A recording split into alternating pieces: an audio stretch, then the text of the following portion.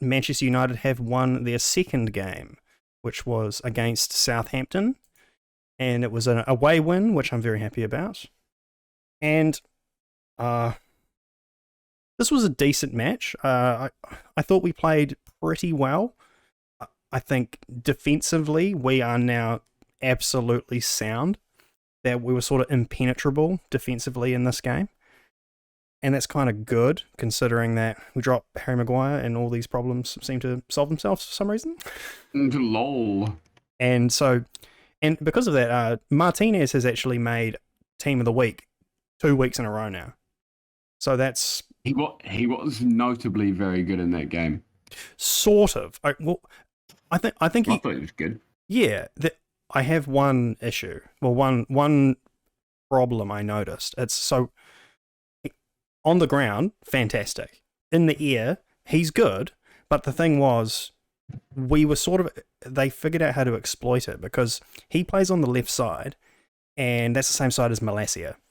And Malacia is also only about 5'8" or something like that. So if you have a abnormally tall right winger, at which Southampton do in Aribo, they were quite, and Shea Adams. Well, Shea Adams isn't tall, but he is very athletic. They were able to sort of play knockdown football by pinging it into like our back left corner. So there is a little bit of a weakness there in that regard. Martinez did very well against Liverpool and Southampton. But I don't know what's going to happen when they come up against 6'3" strikers and things like that.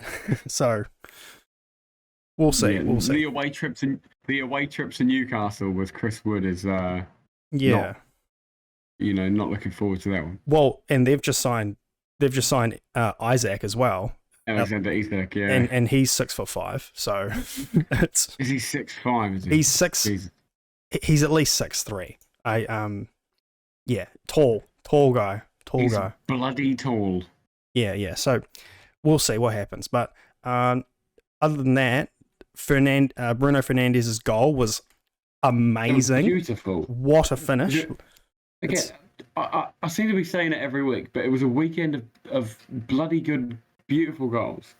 Yeah, and it's funny. Like it made me think. Like Bruno seems to have an easier. He made it look so easy, and he has an easier time finishing the hardest goals ever.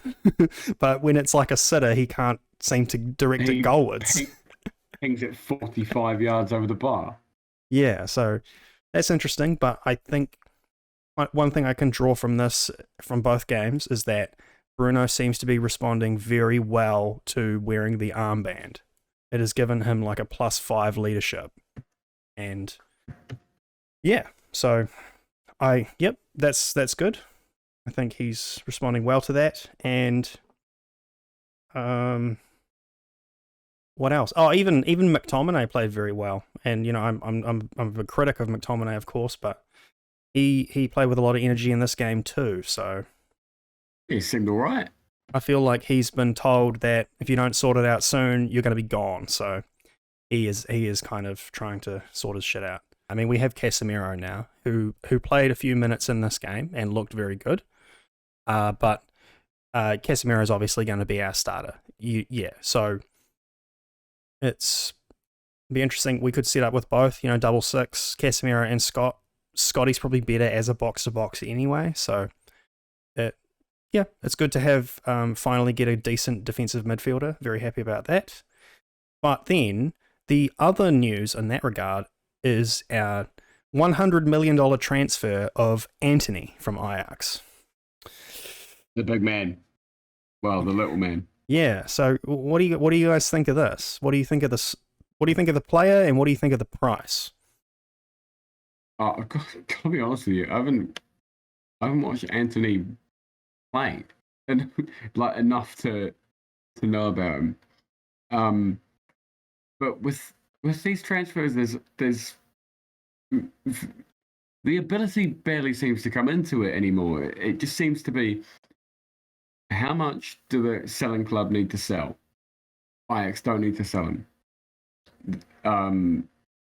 how much does the buying club need to buy? Well, apparently United need another forward. Fair enough. And and then a few other little things like length of his contract and all sorts of little things like that. But he's also, what is he, 19, 20? No, he's 22, I think. 22, okay. So he's still young. Certainly, yeah. But that's it, I think, basically. Beyond, like, obviously he's got some ability, but he's, Ajax don't need to sell. You basically just sit there and go, no, we don't really want to sell him. Like, 80 mil. Keep going. No, but I mean, 90? But I find that kind of weird because Ajax are a selling team. That's their entire business model. Their entire business model is buy players for 5 mil and sell them for 60 mil, you know? More, yeah. So it was weird. I actually found the whole transfer business like really strange. And it's actually gotten even stranger because since then the new Ajax coach has like had a massive hissy fit and like complained to the media and shit like that. And he pretty much is saying like, complaining like, oh, football's all about money these days. And he even says like, it's really funny because he says like Antony's not worth 100 mil. And I'm like, what are you talking about? That's the dumbest, like that doesn't make any sense because like if they're trying to say that he's worth like 50 mil, but then why didn't you sell him for 80? If you don't think he's worth it, why didn't you sell him earlier? It doesn't make any sense to me. Like, I genuinely think it's just because they think that they can bleed another club dry for this player. Yeah, I guess so. But then I think that's it. But that's where I actually think it's not true. He is actually worth 100 mil. I'm starting to come around. I was very worried about this transfer fee originally because I think Manchester United has a right to be worried about large transfer fees after recent times. But I think that he's probably on the same level as Darwin Núñez, and it's pretty much the same. It's almost the same transfer price, really. So I think it's actually kind of decent deal, and it's all about supply and demand as well. And I tried to look. I was like, I was kind of mad at this large transfer fee. So I sort of like looked up every single team and tried to find left-footed right wingers. There's none. There's just none. What about Chiesa? He wouldn't go. Like it just wouldn't. He'll be 150 mil. Like there's no way. There's no. Think he'd be that much? Yeah, definitely. Yeah, for sure. He's like probably one of the best left-footed right wingers in the world, aside from maybe Mo Salah. So what about Berardi? Yeah, but Berardi's 30. It's like Dominic Berardi's 30. Pretty sure, isn't he? 28. Yeah, okay, he's 28, but like again, he's not on that level. And like again, it's about there's no one else available that's as good with that much potential for a decent price. Like, I mean, Berardi's played at Sassuolo for ages, and he's never really gone further than that. I don't think he's actually better than that. Well, my concern is he could be Ten Hag's Maguire. I don't know. If he doesn't get off to a good start, a lot will be made of the transfer fee. Completely agree. That is the issue I have with it too. And being a Ten Hag guy, he's going to want to play him every game. Mm-hmm.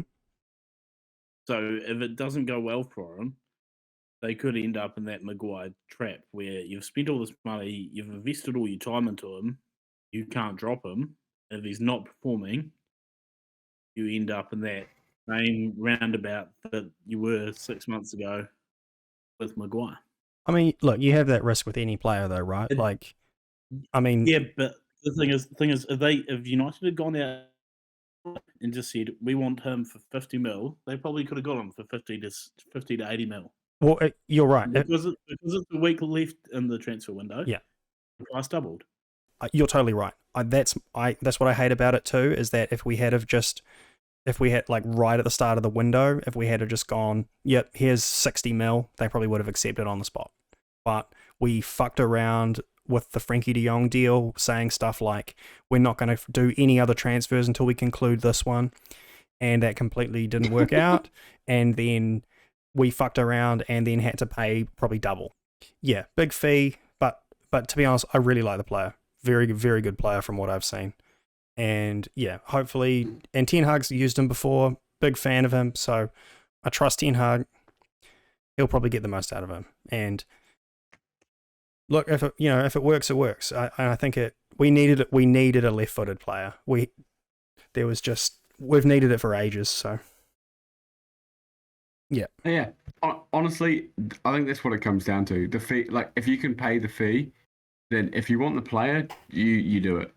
Yeah. I think that it's as simple as that these days. I mean, it's no different than Chelsea. Well, Chelsea paid 100 mil for Lukaku, and now he's on loan. He like completely flopped, and he's on loan.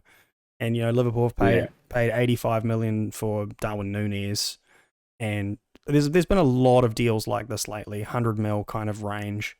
And yeah, I think maybe that's just kind of the going rate now.